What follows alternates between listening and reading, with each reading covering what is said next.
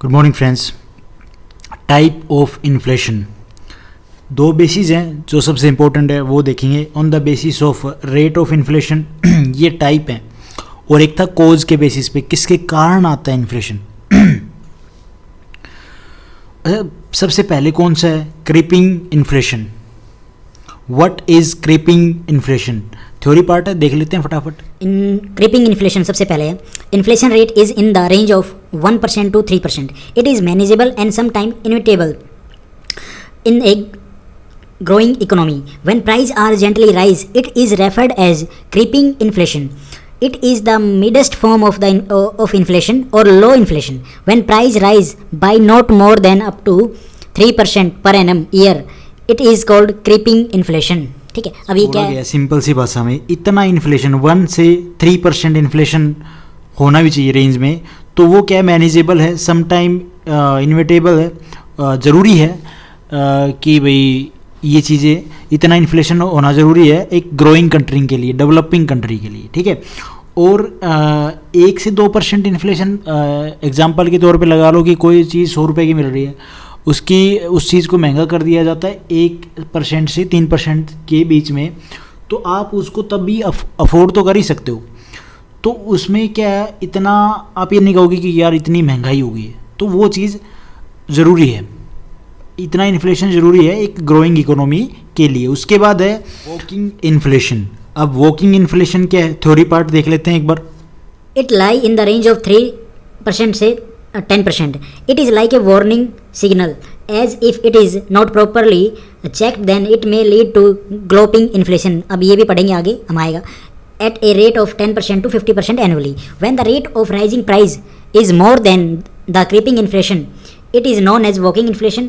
When price rise by more than 3% but less than 10% per annum, between 3 to 10% per annum, it is called walking inflation. Simple सी बात क्या है इसमें, अगर 3 से 10% के बीच में अगर इन्फ्लेशन है तो वो वॉकिंग इन्फ्लेशन है। मतलब कि वो एक क्रीपिंग का मतलब क्या होता, रुक रुक के घिस घिस के चलना, आराम से, बहुत स्लोली, ठीक है, बहुत कम।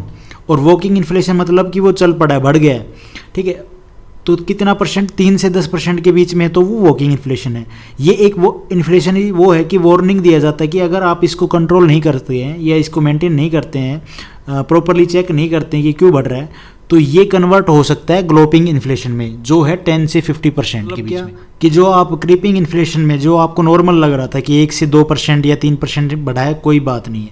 अब आप वॉकिंग इन्फ्लेशन में आप चीज़ों को, जो 100 रुपये की चीज़ है वो 3 से 10% के बीच में बढ़ गई है, समझ रहे हैं आप, तो आपको लगेगा कि महंगाई हो रही है। अगर उस चीज़ को कंट्रोल नहीं किया जाता है, किसके द्वारा, गवर्नमेंट के द्वारा या एजेंसीज के, इनके भी द्वारा, जैसे RBI हो गया या फिर जो भी इस चीज़ को कंट्रोल करता है, अगर उसको कंट्रोल नहीं किया जाता है तो वो फिर ग्लोपिंग इन्फ्लेशन में चला जाएगा 10 से 50% के बीच में, जो कंट्रोल करना फिर उसको बहुत मुश्किल है।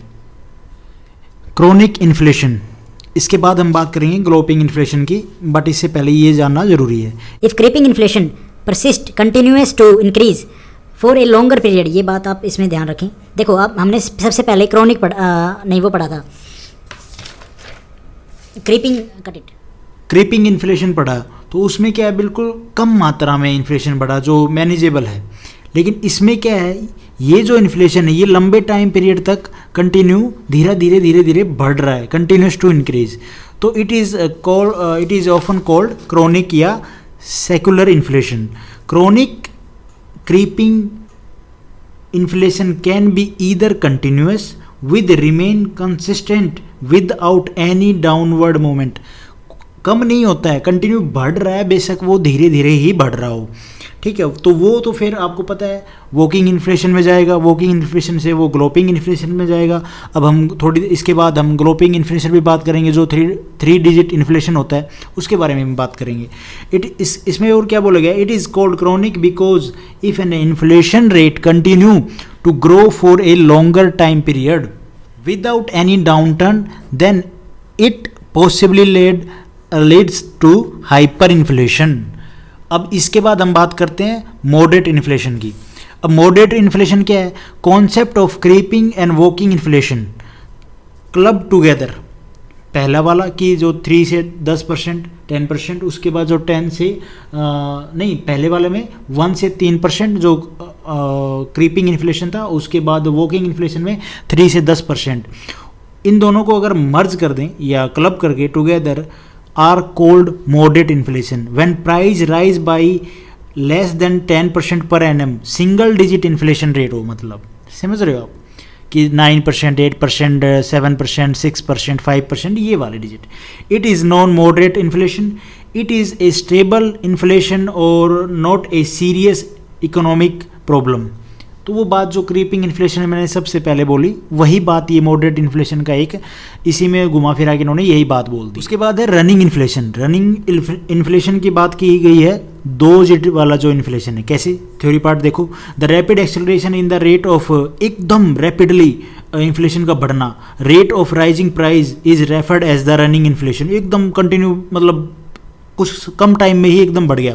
When price rise by more than 10% per annum, 10% कहाँ तक था हमारा? वॉकिंग इन्फ्लेशन तक था, उससे ऊपर बढ़ता है तो मॉडरेट भी हमने बात की थी। मॉडरेट की वही बात थी जो दोनों को मिला के जो क्रीपिंग और वॉकिंग की थी, और अब जो रनिंग है वो आता है हमारा मॉडरेट से ऊपर। इसमें 10% से ऊपर जो इन्फ्लेशन बढ़ जाता है, रनिंग महंगाई बढ़ जाती है। रनिंग इन्फ्लेशन आकर though economics have not suggest a fix range for measuring running inflation, okay, we may considered, मतलब उनको कोई फिक्स नहीं पता कि इतना जो इन्फ्लेशन, इतनी जो महंगाई है 8, 9, 10%, 11% कंटिन्यू चलेगी, नहीं, वो कंसिडर ही नहीं करते हैं। वो कहते हैं कि एकदम सडनली बढ़ेगा, एकदम सडनली बढ़ेगा। उसके बाद है कंसिडर प्राइस राइज बिटवीन 10 से 20% per annum, double digit inflation rate as a running inflation. उसके बाद आता है हमारा ग्लोपिंग इन्फ्लेशन। अब ग्लोपिंग इन्फ्लेशन क्या था कि जो हमारे पहले दो थे क्रीपिंग और वॉकिंग इन्फ्लेशन के ऊपर जो बढ़ जाए वो ग्लोपिंग इन्फ्लेशन। कैसे? If price rise bye double and triple digit, मतलब ये रनिंग इन्फ्लेशन भी इसमें इंक्लूड हो जाता है। इन्फ्लेशन रेट लाइक 30% और 400%, ये 2 डिजिट भी हो गया, तो 10 से ही लगा लो 2 डिजिट तो तभी हो जाती है। और जो 400% 3 डिजिट हो गया, ठीक है। उससे बाद भी जो 100 हो गया, उससे यहाँ तक माना इन्होंने। और 999% पर annum. Then the situation can be termed as galloping inflation when price rise by more than 20%, जो रनिंग इन्फ्लेशन है इससे ज़्यादा, but less than 1000 per annum between 20 to 1000 gloping inflation occur. It is also referred as jumping inflation. India has been witness gloping inflation since second 5-year plan में। अब है last one, hyper inflation. ये सबसे ज़्यादा जो limit ही पार कर दे वो वाला इन्फ्लेशन है। इसमें क्या क्या हो जाती हैं? करेंसी चेंज करनी पड़ती है, इकोनॉमी धराशायी बर्बाद हो जाती है, देश में बड़ी बड़ी करेंसियाँ छापनी पड़ती हैं। तो ये वाला है, देख लेते हैं एक बार। This form of inflation is out of control है, ठीक है, ये कंट्रोल ही नहीं होता है। उसके बाद आपको या तो करेंसी आपकी जो वो चेंज करनी पड़ेगी। उसके बाद in this price shoot up overnight, the rapidly reduce the value of currency to the extent that government think to adopt a new currency. भाई करनी पड़ेगी जब वो आपकी करेंसी इतनी ख़राब हो चुकी है, जैसे ईरान ने किया अपनी करेंसी को चेंज, वेनेजुएला कट्टे भर भर के लेके जाओ भाई। उसके बाद क्या है? Hyper inflation refer to a situation where the price rise at an alarming high rate, okay, the price rise so fast that it became very difficult to measure it magnitude. However in quantitative term when price rise above 1000 per annum और 4 digit inflation rate, it is termed as hyper inflation. During the worst case, hyper inflation की बात कर रहे हैं, scenario hyper inflation value of national currency money of an affected country reduce almost to zero, मतलब currency change करनी पड़ेगी, भाई बात आ गई है। पेपर मनी बिकम वर्थलेस, जो करेंसी वो बेकार हो चुकी है, उसमें अब चीज़ें आ ही नहीं रही हैं।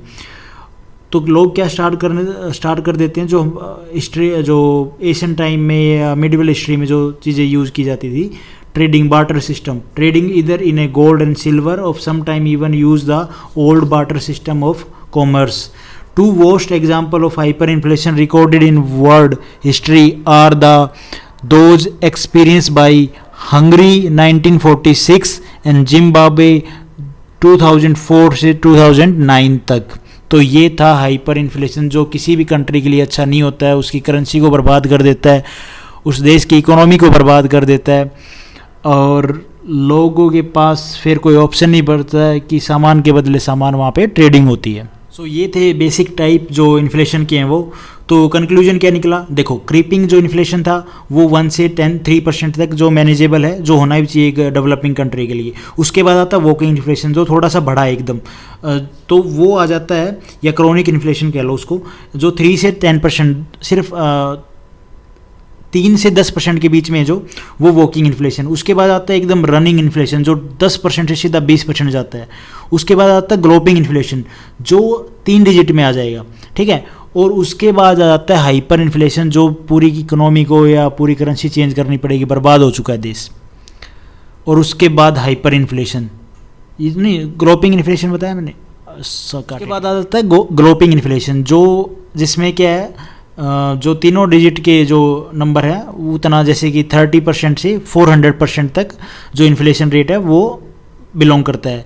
और उसके बाद आ जाता है हाइपर इन्फ्लेशन जो पूरी आउट ऑफ कंट्रोल हो जाता है, जो करेंसी ही चेंज करनी पड़ती है कंट्री की, जैसे ईरान हो गया, वेनेजुएला में हो गया, हंगरी में हो गया, तो वो एक पूरी इकोनॉमी देश की बर्बाद कर देता है। तो thank you for watching this video.